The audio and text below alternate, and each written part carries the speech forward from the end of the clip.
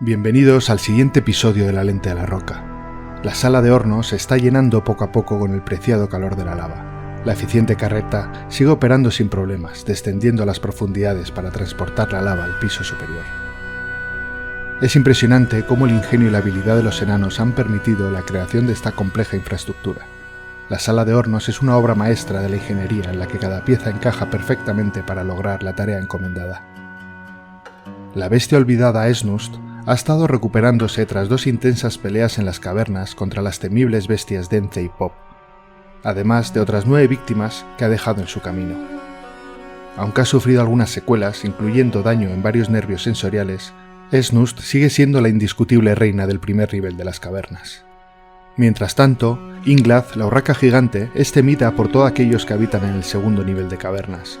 Desde que se escuchó su graznido por primera vez, han sembrado el terror entre las criaturas más pequeñas. Inglath ha causado la muerte de una enorme cantidad de seres vivos, dejando a su paso una estela de destrucción. A pesar de su fuerza y ferocidad, la bestia ha sufrido heridas significativas y está claramente cansada. Ha enfrentado a numerosas criaturas y aún así ha salido victoriosa, acumulando un total de 57 víctimas en su camino. Cada una de ellas ha sido arrancada del mundo por la implacable bestia. Ushrir, una soldado ballestera del escuadrón El Fuego de la Forja, atraviesa un periodo difícil en su vida. A pesar de su apariencia agresiva, Ushrir ha caído en una profunda depresión. La soldado no se muestra introvertida, por el contrario, su tristeza la lleva a insultar y despreciar a sus compañeros enanos. El escuadrón El Fuego de la Forja es consciente de la situación de Ushrir, y le han permitido saltarse varios entrenamientos para que pueda descansar y recuperarse de su depresión. Sin embargo, la situación sigue siendo preocupante. Ushrir tiene 40 años. Está casada con Asop y tiene 2 amantes más. Es una enana que valora el estoicismo y la paz. Tiene una buena intuición y es paciente en situaciones complicadas. Aunque desdeña la competición, Ushrir es propensa a enfadarse con facilidad, lo que puede explicar parte de su comportamiento actual.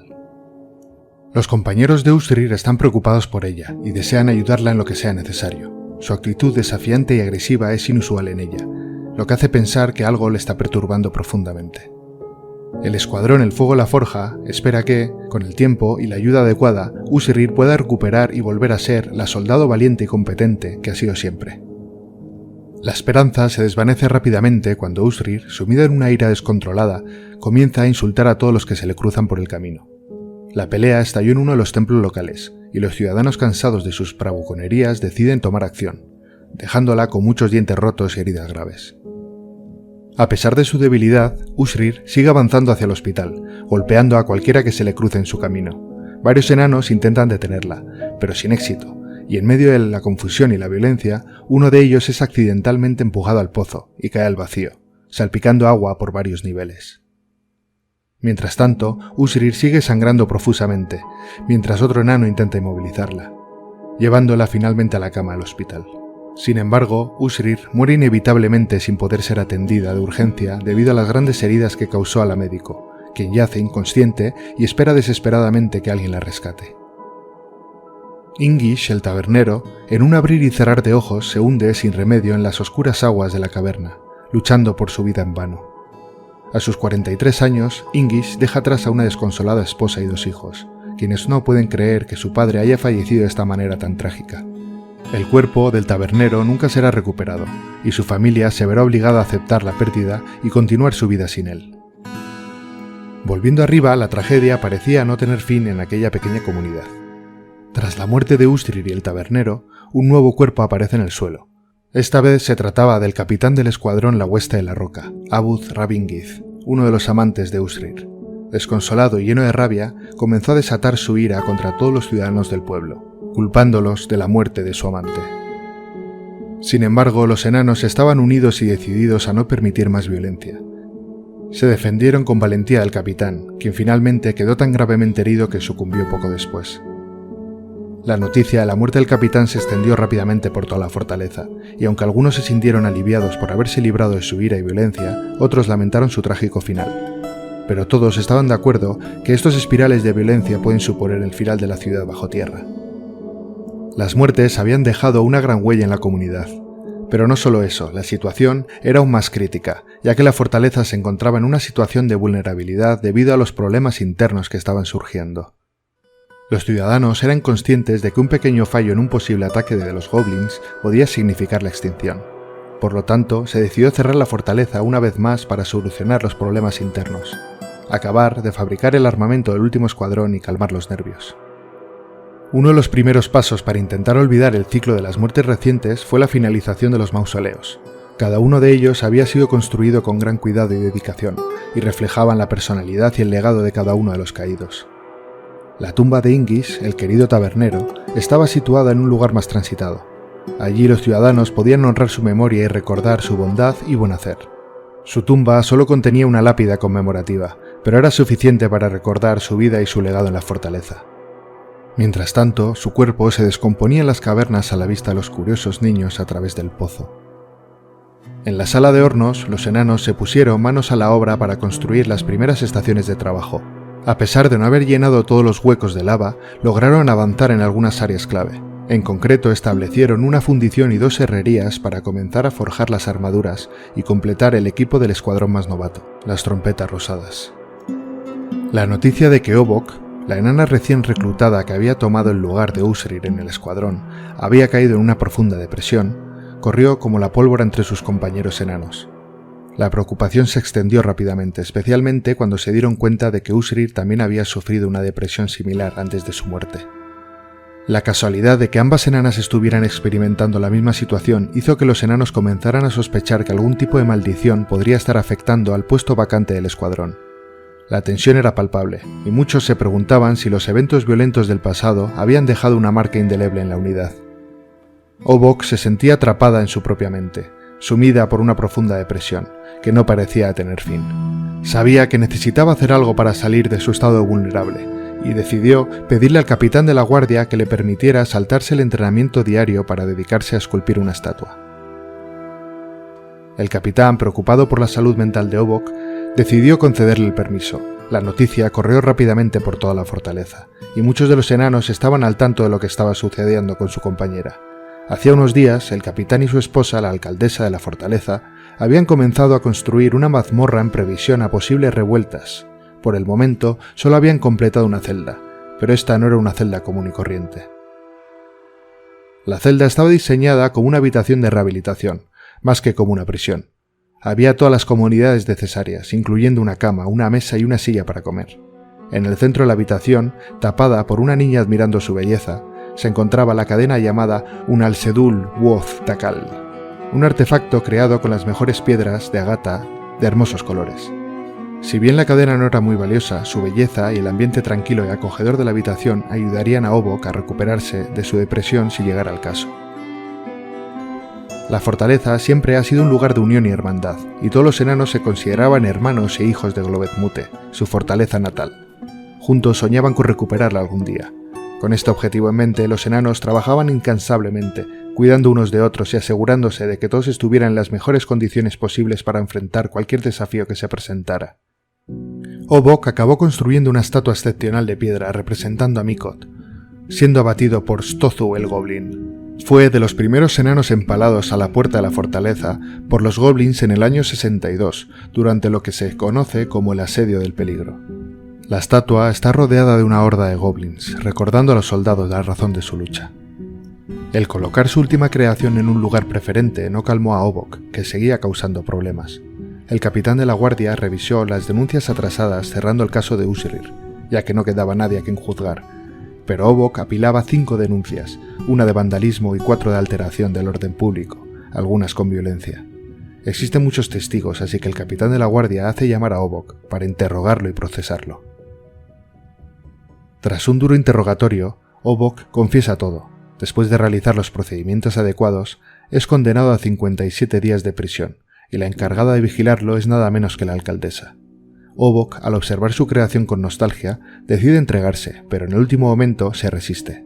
La alcaldesa, al ser más experimentada que Obok en combate, y con la ayuda de otros guardias, logra reducirla sin excesiva violencia. Solo le han roto una pierna y dañado la cadera. La médico la traslada al hospital para que se recupere antes de entrar en prisión. El ensordecedor croar de Esnus del sapo gigante retumbó a través de cada rincón y grieta de la caverna, respondido por un sonido nuevo. La bestia olvidada Ácita ha llegado. un enorme pulgón de 3 ojos que brillan como agua marina. Su exoesqueleto, de color canela oscuro, está áspero y agrietado. Cuidado con su fuego. Ácita avanzó hacia Esnust, el cual estaba ya herido. Al encontrarse, Ácita retrocedió unos pasos, listo para el enfrentamiento, y cuando Esnust atacó, con su lengua pegajosa, el pulgón se movió rápidamente y esquivó el golpe. La batalla fue épica, llena de movimientos acrobáticos y ataques mortales de ambos lados.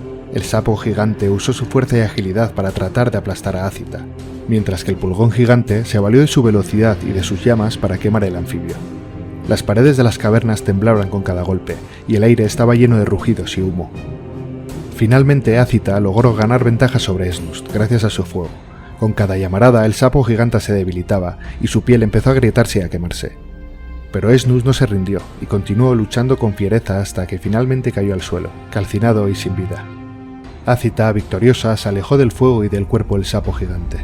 A pesar de la ferocidad de la batalla, el pulgón gigante apenas tenía rasguños y se sentía invencible. Pero no le dio tiempo a celebrar. El rugido de Obi, un pollo gigante sin pico con mandíbulas grandes y plumas grises irregulares, se escucha por toda la caverna. Cuidado con su fuego. Las cavernas resonaban con el ruido de las llamas y los rugidos de los gigantes, mientras Obi se acercaba a Ácita, el pulgón gigante. Los dos monstruos se enfrentaron con ferocidad, lanzando bolas de fuego y tratando de morderse el uno al otro con sus enormes mandíbulas. Obi era más frágil, pero Ácita era más fuerte y resistente. La batalla duró horas, y parecía que ninguno de los dos monstruos iba a ceder. Finalmente, Obi encontró una oportunidad para atacar mientras Ácita estaba distraído por una bola de fuego. Saltó sobre el pulgón gigante y lo mordió con sus poderosas mandíbulas. Finalmente, después de una larga y sangrienta lucha, Ácita cayó derrotado y Obi salió victorioso. Las cavernas se quedaron en silencio por primera vez en mucho tiempo. El pollo gigante miró con satisfacción a su enemigo caído, antes de que el eco de la actividad de la fortaleza volviera a resonar por las cavernas. La intensa vida de la fortaleza atraía a las bestias más peligrosas y feroces de la región. Conscientes del peligro que suponían, los enanos decidieron tomar medidas para protegerse sin renunciar a la emoción de observarlas. Con la nueva tecnología de hornos de cristal, construyeron ventanas en todas las habitaciones para poder observarlas sin riesgo desde la seguridad del fino cristal verde. De esta forma, si tienen suerte, los enanos podían disfrutar de la impresionante vista de los colmillos afilados y garras letales, sin tener que preocuparse por sus vidas. Esa era la manera perfecta de alimentar su pasión por la aventura y la emoción, sin arriesgar su seguridad. Tras ser expulsada del escuadrón de ballesteros y encerrada en su celda por la alcaldesa, Obok se recupera lentamente de sus heridas. Sin embargo, la maldición que la aqueja parece haberla afectado profundamente, especialmente después de que se le retirara toda su armadura, dejándola completamente desnuda y expuesta. A pesar de los esfuerzos de sus amigos y familiares por ayudarla, Obok se siente humillada y avergonzada, y su estado emocional empeora cada día. La alcaldesa ha ordenado que se le traiga ropa, pero parece que ya es demasiado tarde para Obok. A menudo entra en rabietas y golpea a todos los visitantes, lo que preocupa a todos los que la conocen. Han intentado buscar ayuda médica, pero hasta ahora nada ha funcionado. Obok parece haber perdido completamente la cabeza, y su futuro es incierto. Muchos temen que nunca se recupere de la maldición que la aqueja y que termine su vida en una celda, sola y desesperada. El ambiente de la forja era sofocante, el calor que emanaba de los hornos era casi insoportable, pero a pesar de eso, los enanos trabajan sin descanso para asegurarse que el proceso de fabricación de las nuevas armaduras fuera perfecto. El sonido constante del martilleo de los yunques se mezclaba con el sonido del metal fundiéndose y el crujido de la lava al entrar en contacto con el agua. Finalmente, los dos últimos agujeros de la forja se llenaron, con la lava caliente, y el proceso de fabricación llegó a su fin. Los soldados del escuadrón de Sibrek se apresuraron a equiparse con las nuevas y relucientes armaduras de hierro, mientras que el resto de los enanos se quedaban mirando con orgullo el resultado de su duro trabajo. Poco tiempo después, todos los soldados poseían el uniforme completo, cada uno con su arma favorita lista para ser utilizada en la defensa de la fortaleza. Luego de la exitosa producción de las nuevas armaduras de hierro, el equipo encargado de la exploración y recolección de materiales decidió enfocar su atención en la elaboración de jaulas y complejos mecanismos para capturar las posibles criaturas que habitan en el lago de magma. Con una entrega total y dedicación incansable, se construyeron diversas trampas que fueron dispuestas alrededor del suelo retráctil del área de recolección de la lava. Cada una de las trampas fue diseñada cuidadosamente para maximizar las posibilidades de atrapar a las criaturas y minimizar cualquier riesgo para los miembros del equipo. Una vez que todas las trampas estuvieron instaladas, las puertas se cerraron y se retiró el suelo retráctil para permitir el acceso a cualquier bestia valiente que se aventurara por ahí. El equipo esperaba con ansias el momento en el que alguna de las criaturas cayera en las trampas, ya que les permitiría ampliar sus conocimientos sobre las especies que habitaban en ese entorno hostil y potencialmente peligroso. Después de pasar largas jornadas tras las rejas, llegó el anhelado momento de la liberación de Obok. Sin embargo, el desenlace no fue el esperado, ya que la ira e indignación de Obok hacia la alcaldesa, quien llegó a liberarla, desencadenó una violenta agresión por parte de la exprisionera. En un acto de defensa propia, la alcaldesa respondió y desafortunadamente terminó quitando la vida de Obok. La trágica noticia de su muerte se propagó rápidamente por toda la comunidad enana, que se encontraba consternada por la situación. A pesar de todo, entendieron que la muerte fue lo mejor que podía haberle ocurrido a Obok, pues era preferible fallecer a vivir encadenada, por muy hermosa que fuera la cadena. Obok fue sepultada junto a los demás fallecidos, en un acto de respeto y homenaje a su memoria. Después de haber instalado los 2 últimos hornos especializados en la elaboración artesanal de barro y arcilla, equipado a los soldados y resuelto los problemas internos, las puertas de la fortaleza se abren nuevamente y el comerciante Ast es el primero en llegar. Ast se dirigió hacia la alcaldesa con una noticia que podía cambiar el curso de la guerra contra los goblins. Al sur de su posición había una fortaleza goblin que había sido tomada por unos pocos enanos de la Lente de la Roca, que habían logrado escapar de su cautiverio. Estos valientes enanos habían nombrado su fortaleza Globet Mute, en honor a la fortaleza que habían perdido. Si esta información era cierta, eran excelentes noticias. La toma de un segundo asentamiento significaba doblar las posibilidades de supervivencia, y quizás, con el tiempo, obtener aún más poder militar. La alcaldesa escuchó atentamente las palabras de Ast, y su rostro se iluminó con la noticia. Era una oportunidad única para los enanos de ganar una ventaja en la guerra contra los goblins. Decidió que era hora de actuar y envió un mensaje urgente al fuerte para establecer contacto, pidiendo detalles y haciendo planes para enviar un escuadrón de enanos de inmediato. La noticia de la toma de Globet Mute se propagó. Era una señal de esperanza en medio de una guerra interminable. Se hablaba de cómo la victoria en el fuerte Globet Mute podía cambiar el rumbo de la guerra y conducir a la recuperación de su fortaleza perdida. Todo el clan estaba emocionado y listo para unirse a la lucha. Después de muchas deliberaciones, finalmente se tomó la decisión de enviar al segundo escuadrón más veterano, la Hueste de la Roca, a defender el fuerte Globet Mute. Sin embargo, los soldados experimentados de la Guardia Interna no irían a la misión, ya que se decidió dejar a los 10 mejores hombres en casa para proteger y asistir a los novatos.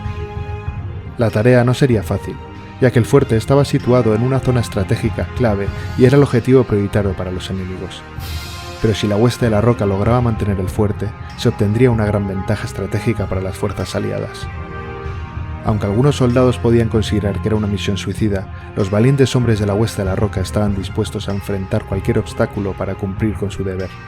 Después de despedirse de sus seres queridos, emprendieron el viaje con algunos suministros, sabiendo que no tenían idea de cuándo o incluso si regresarían. Así, la Hueste de la Roca partió hacia el fuerte de Globet Mute, con la esperanza de defenderlo hasta que tuvieran sus propias tropas y defensas para protegerse. Esta era una misión crucial para las fuerzas aliadas, y todos esperaban que la valentía y la experiencia de la Hueste de la Roca fueran suficientes para lograr la victoria. Gracias por ver el capítulo, nos vemos en el siguiente. Bye.